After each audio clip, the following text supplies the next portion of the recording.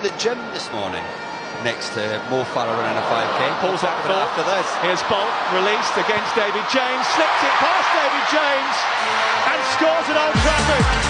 The first goal of Soccer Aid 2023 goes to Usain Bolt, the world's fastest man, a Manchester United fan, desperate to score here at Old Trafford, and he has done just that. And it was cool as you like.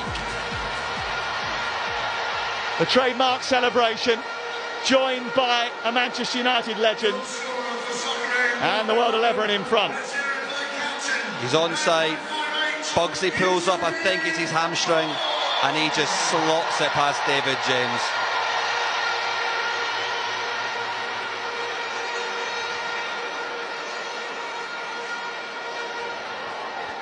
That's such a calm finish through the